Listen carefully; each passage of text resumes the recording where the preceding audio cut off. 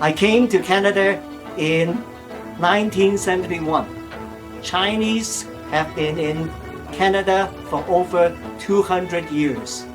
We have Chinese doctors, engineers, dentists, lawyers, geologists, social workers. For the past 50 years, I have not encountered a real Chinese cowboy. I spent the past few years looking for Chinese cowboys in Canada. I have asked around Calgary. Even during Calgary Stampede, I found no Chinese cowboys. The closest answer was Jackie Chan in Shanghai Noon. I searched the internet, books, and talked to museums.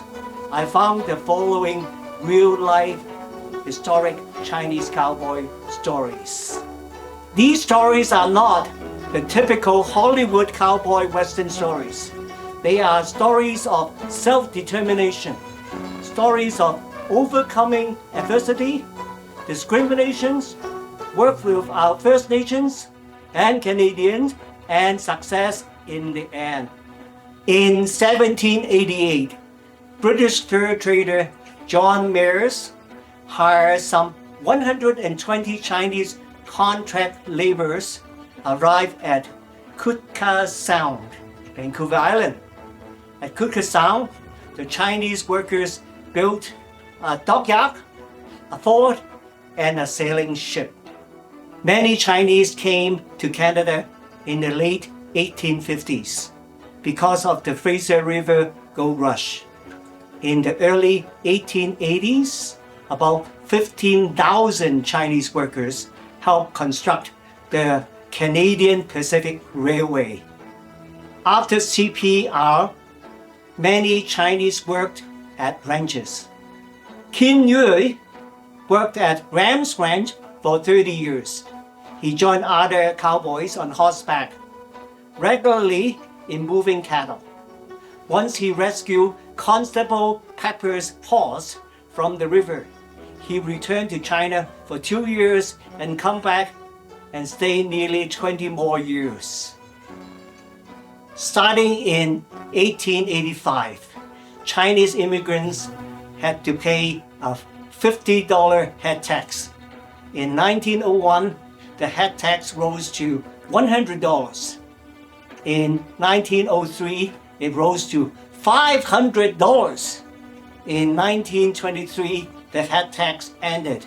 That year, Ottawa passed the Chinese Immigration Act, the Chinese Exclusion Act. This stopped all Chinese immigration. Ah Bao was like the Hollywood's fictional Buffalo Bill. During his heyday from 1864 to 1876, he managed a team of Chinese laborers to extract more than 1 million ounces of gold. He was a versatile worker who also trapped for fur in the winter and served as a river pilot, steersman, and a chef for merchants. The locals have Ah Bao Lake after him. Su Bing Chuan, also known as Charlie Bing, was nicknamed the Chinese Cowboy. Born in Hong Kong on October 22, 1882, he lived in the village of Chung Kong before coming to Canada. He arrived in Victoria on March 13, 1900, and was granted Immigration Certificate 8999. His name was garbled to Su Bing Chuan and then Charlie Bing. By 1904, he had a small herd of cattle and an 85-acre ranch that straddled the Canada-US border. He also had a garden that won prizes at the Greenwood Falls Fair in 1911, 1912, and 1913. Charlie was known for his astounding riding abilities. W.S. Wilson wrote of Charlie Bing, a Chinese cowboy who ride anything with 4 feet if he could get a leg over it. For fun, he took to riding bucking horses. Charlie was often called upon to track down stray horses.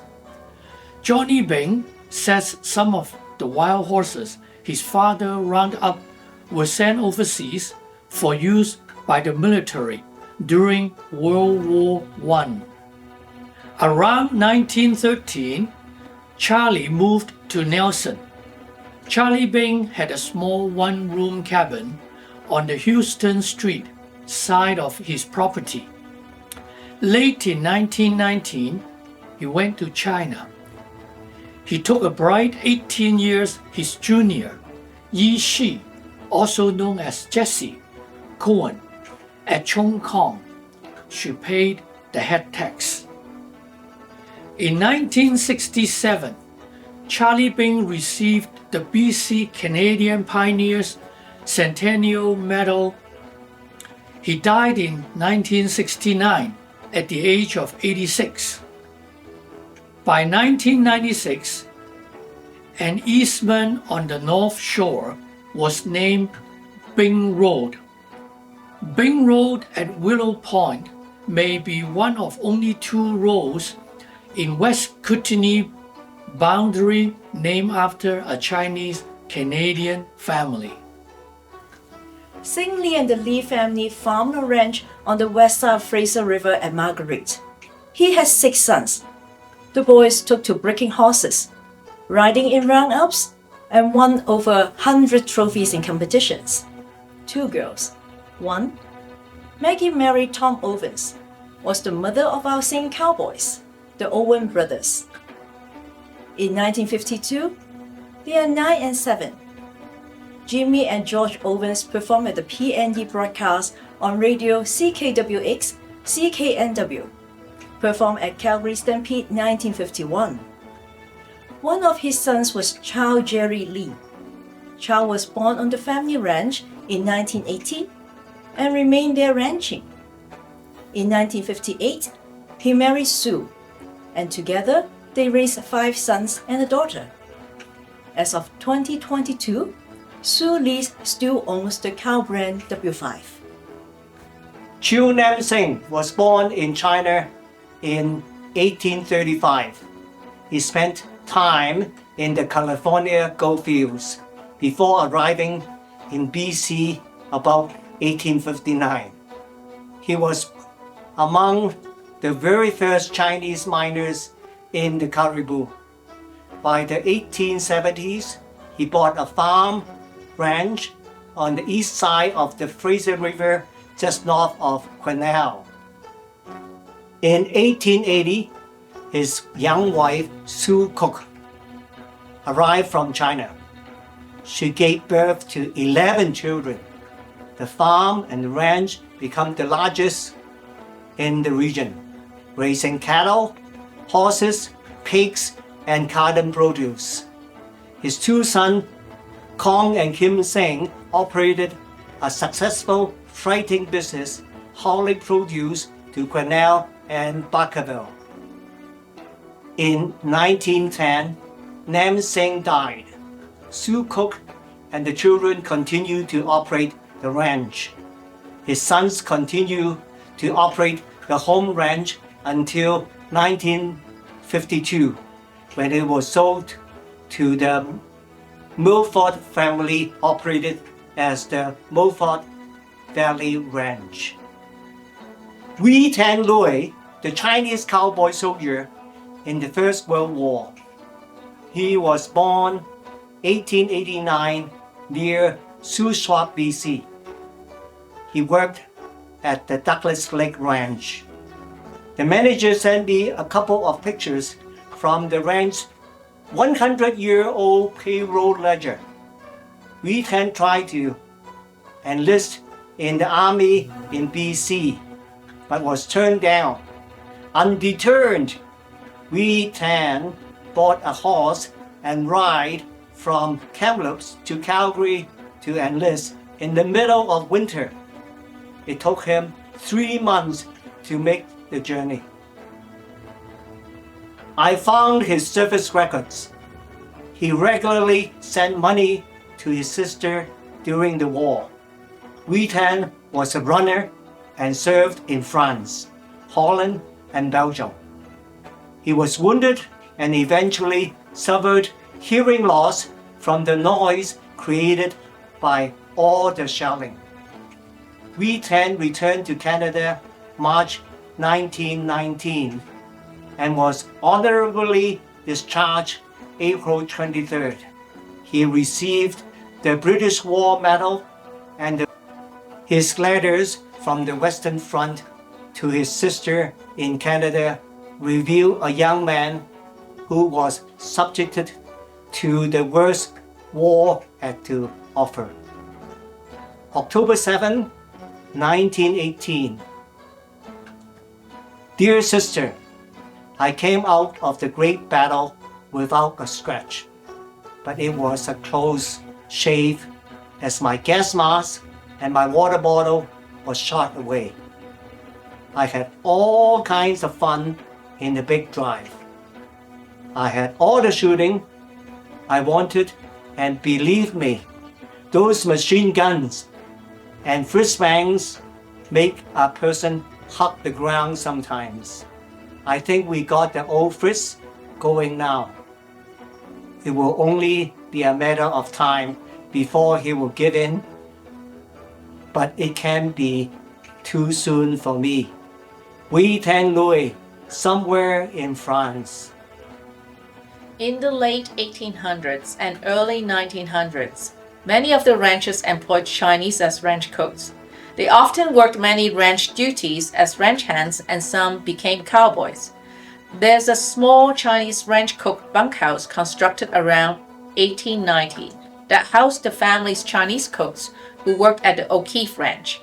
Chinese immigrants worked in the kitchen that sustained the Bayou Ranch. One Bayou Ranch cook, Hop Sing, was the inspiration for a recurring role, Hop Sing, on the show The Old West of the Bonanza TV series. Sean Tooney arrived in Canada in 1910. He was 20 years old. He made his way north via Ashcroft. It took 17 days to get from Ashcroft to Harrisville. He worked first for Alex Graham at his Chilcotin Ranch. He was paid $30 a month. Eventually moved to Williams Lake. He ran his own restaurant for a while. He became the manager of the Williams Lake Rooms. He was still doing it in 1968. He had planned on the last trip home in 1967. He believed that he would stay in China forever. He returned $11,000 poorer, did not see his family, and decided he would live out his days in the Caribou. In early 1900, Ernie Yates from Ashcroft, a Chinese cowboy, owned a ranch in the Upper Head Creek Valley. He was also a good hunter. Later, he moved to Vancouver and passed away there. Despite the Exclusion Act, Chinese women also participated in the cattle industry. In her book, Sojourners of the North, Lily Chow, one of BC's foremost Chinese historians, referred to Yi Li. She lived in the Cache Creek area and was left a widow in 1901. Along with 7 children to feed, she fearlessly followed her neighbor, Tong Sing, who also known as Joe Duck to the Caucasian community, who was succeeding in the beef business. Yi Li had a homestead out of the wilderness near Hatch Creek and started raising cattle. In a few years, she had a ranch with 600 heads, and her sons had become proficient cowpunchers, known to drive the herd as far as Hazleton on horseback. If Rancher Yi was trying to impress her neighbor, she succeeded.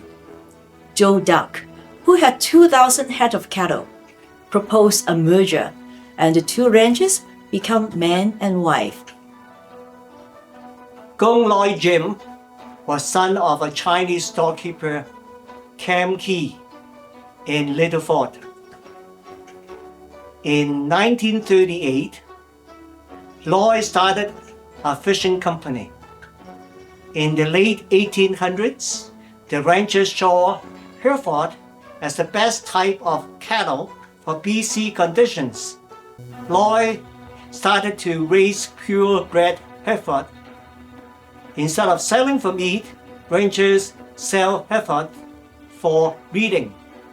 His bulls won several grand championships. He died in 1995.